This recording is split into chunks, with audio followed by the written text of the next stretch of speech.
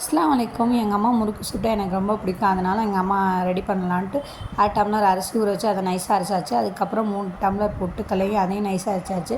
கருப்பு எள், அப்புறம் ஓமம் எல்லாம் மிக்ஸ் பண்ணணும்.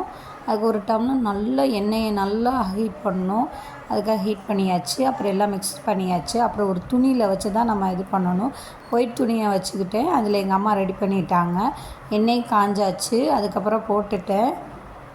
நல்லா வடிகிறதுக்காக அந்த கரண்டி வச்சுருக்கேன். கையில் எனக்கு சுற்றுற முறுக்கு எனக்கு ரொம்ப பிடிக்கும். நான் தான் கையில் ட்ரை பண்ணேன். எங்கள் அம்மா எப்போ முறுக்கு சுட்டாலும் நான் கையில் ட்ரை பண்ணுவேன்.